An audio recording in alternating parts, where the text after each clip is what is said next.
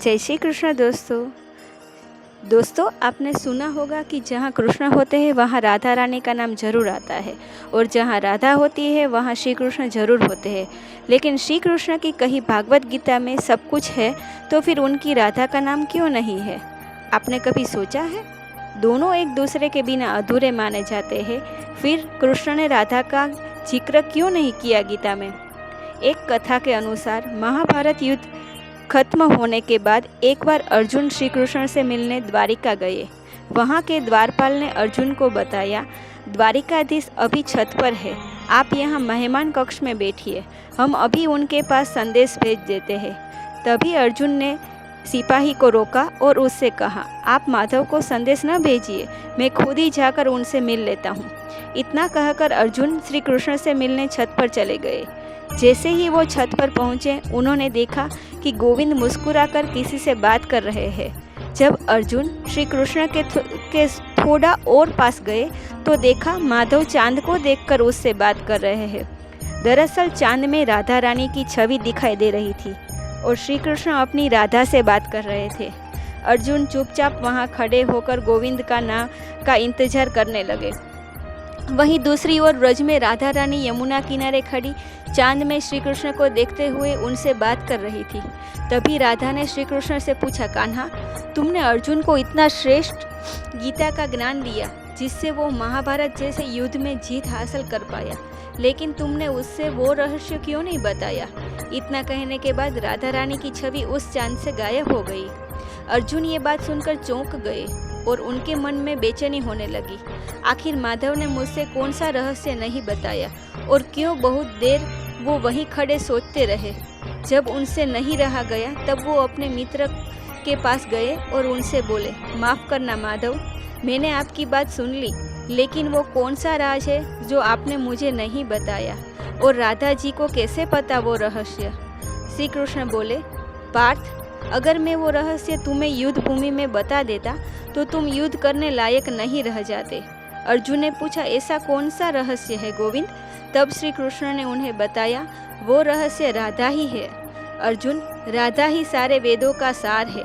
अगर उस समय तुम्हें राधा तत्व का ज्ञान हो जाता है तो तुम्हें समाधि मिल जाती है और तुम युद्ध न कर पाते, क्योंकि श्री राधा को जानने के बाद कुछ भी जानना बाकी नहीं रह जाता है। सिर्फ राधा नाम जपने से ही इंसान सब वेदों का पार पा लेता है और धर्म की स्थापना के लिए वो युद्ध जरूरी था। वैसे आपको बता दें, यहाँ पर राधा तत्व का मतलब है जिसकी पूजा खुद श्री कृष्ण करे, उस तत्व का नाम राधा तत्व है। ये तो हुई रहस्य की बात जो माधव ने पार्थ को नहीं बताया था, लेकिन क्या आप जानते हैं गीता के उपदेशों में ही आपके सुखी जीवन का रहस्य भी छुपा है जो आप नहीं जानते। पहला रहस्य है, कृष्ण कहते हैं दुखी वो लोग रहते हैं जो अपने कर्म करने के बाद उसके परिणाम की इच्छा भी रखते हैं, जबकि अपने कर्म को बिना किसी फल की इच्छा किए हुए करना चाहिए। ऐसा करने से आपकी चिंता नहीं होगी और अगर कभी आप किसी काम में निष्फल हो जाते हैं तो उससे आपका मन दुखी भी नहीं होगा। इसलिए जो भी काम करे उसके परिणाम के बाद में निःशुल्क बिल्कुल न सोचा करे। दूसरे रहस्य की बात करें तो मनुष्य को हमेशा निस्वार्थ भाव से दूसरों की सेवा करते रहना चाहिए। कृष्ण कहते हैं, ऐसा करने से उस इंसान को तो खुशी मिलती ही है, साथ ही दूसरों को खुशी देखकर आपको भी आनंद महसूस होगा। और जो लोग बिना किसी स्वार्थ के दूसरों की सेवा करते हैं उनकी सारी इच्छाएं अपने आप ही पूरी हो जाती है, क्योंकि ऐसे लोगों के साथ हमेशा आशीर्वाद की ताकत होती है। भगवान गीता की माने तो मनुष्य को हमेशा सकारात्मक विचार ही रखने चाहिए। इससे मन में निराशा नहीं आती है और जब मन शांत रहता है तो मुश्किल से मुश्किल परिस्थिति में भी इंसान कमज़ोर नहीं पड़ता और अपनी सभी समस्याओं का हल निकाल लेता है। अब बात करते हैं चौथे राज की। गीता के अनुसार काम, क्रोध और लोभ मनुष्य के लिए नरक के समान द्वार खोल देते हैं। जिस व्यक्ति में ये तीन गुण होते हैं उसका नाश निश्चित होता है। ऐसे गुणों वाला व्यक्ति न अपना भला कर पाता है और न ही दूसरों का। इसीलिए इंसान को अपनी जिंदगी में कभी ये तीन गुण नहीं अपनाने चाहिए। पांचवा और आखिरी रहस्य, मनुष्य को अपनी दिनचर्या और खाने पीने का खास ध्यान रखना चाहिए। सात्विक खाने वाले और नियमित दिनचर्या का पालन करने वाले लोगों को कोई रोग नहीं होता।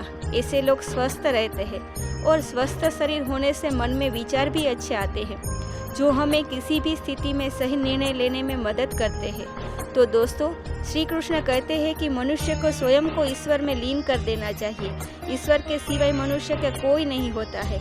इसके साथ ही यह मानकर कर्म करना चाहिए कि वह भी किसी का नहीं है। भोग से मिलने वाला सुख क्षणिक होता है, जबकि त्याग में स्थायी आनंद मिलता है। गीता के अनुसार जीत और हार आपकी सोच पर निर्भर करता है। मान लो तो हार होगी और ठान लो तो जीत होगी। जय श्री कृष्णा दोस्तों, अगर आपको ये मेरा वीडियो पसंद आए तो मेरे चैनल को सब्सक्राइब करना।